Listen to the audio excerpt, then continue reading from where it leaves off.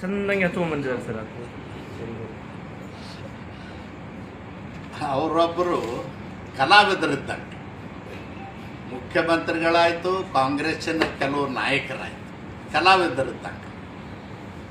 ಅವರು ಹಿಂದೆ ಏನು ಕೇಳ್ತಿದ್ರು, ಇಂಥ ದಾಳಿಗಳಾದಾಗ ಕಾಶ್ಮೀರದ ವಿರುದ್ಧ ನಮ್ಮ ಕಾಶ್ಮೀರ ಮತ್ತು ಪಾಕಿಸ್ತಾನದ ಸಮಸ್ಯೆ ಬಂದಾಗ ಎಲ್ಲದಕ್ಕೂ ಪ್ರತಿಯೊಂದಕ್ಕೂ ಆಧಾರ್ ಕೇಳ್ತಿದ್ರು.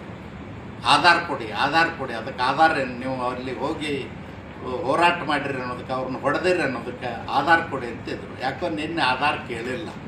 ಯಾಕಂದ್ರೆ ನರೇಂದ್ರ ಮೋದಿಜಿ ಅವ್ರಿಗೆ ಗೊತ್ತು ಇವರು ಆಧಾರ್ ಕೇಳ್ತಾರತ್ತೆ. ಆಧಾರ್ ಸಹಿತ 9 ಉಗ್ರ ನೆಲೆಗಳನ್ನು ಧ್ವಂಸ ಮಾಡಿದ್ದನ್ನು ಬಿಡುಗಡೆ ಮಾಡಿದರು. ಅದಕ್ಕೆ ಒಂದು ಕಾಂಗ್ರೆಸ್ನವ್ರಿಗೆ ವೋಟ್ ಬ್ಯಾಂಕ್ ಪ್ರೀತಿನೇ ಐತೆ ಹೊರತು ದೇಶಭಕ್ತರಲ್ಲ. ಈ ದೇಶದಲ್ಲಿ ಕಾಂಗ್ರೆಸ್ಸಿಗೆ ಜನ ಸಂಪೂರ್ಣ ತಿರಸ್ಕಾರ ಮಾಡೋದು ಹೊರತು ಇಂಥ ಸಮಸ್ಯೆಗಳಿಗೆ ಶಾಶ್ವತ ಪರಿಹಾರ ಸಿಗುವುದಿಲ್ಲ. ಶಾಶ್ವತ ಪರಿಹಾರ ಸಿಗಬೇಕಂದ್ರೆ ಕಾಂಗ್ರೆಸ್ ಒಮ್ಮೆ ಸಂಪೂರ್ಣವಾಗಿ ನಿರ್ನಾಮ ಹಾಕಿ ವಿಚಾರ ಮಾಡಿ. ನೋಡಿದ್ರಲ್ಲ ಹೇಗಾಗಿ ಮಾತಾಡಿದರು, AICC ಅಧ್ಯಕ್ಷರು ಏನು ಮಾತಾಡಿದ್ರು ನೋಡಿದ್ರಿ, ಮತ್ತು ಇಲ್ಲೇ ಕೆಲವು ಮಂತ್ರಿಗಳು ಏನೇನು ಮಾತಾಡಿದ್ರು ನೀವು ನೋಡಿದ್ರಿ. ಸರ್ವಜ್ಞನ ಮೀರಿಸುವಂಥವ್ರು ನಿಮ್ಮಲ್ಲೆಲ್ಲ ಮಂತ್ರಿಗಳಿದ್ದಾರೆ.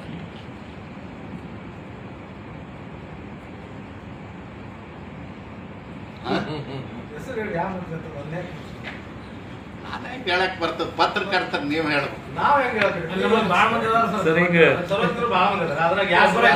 ಮಂತ್ರಿಗಳು ಭಾಳ ಬಂದಿಲ್ಲ. ಮಂತ್ರಿಗಳು ನಿಮ್ಮ ಜಿಲ್ಲಾದಾಗ ಒಬ್ಬರೇ ಸೈಲೆಂಟ್ ಮಾಡಿಬಿಟ್ಟಾರ್ರಿ ಈಗ. ಸರ್ ಈಗ ಆ ಥರ ಮಂತ್ರಿಗಳನ್ನೇ ಸೈಲೆಂಟ್ ಮಾಡಿಬಿಟ್ಟಿದ್ದಾರೆ ಸರ್ ಇವಾಗ ಕಾಂಗ್ರೆಸ್.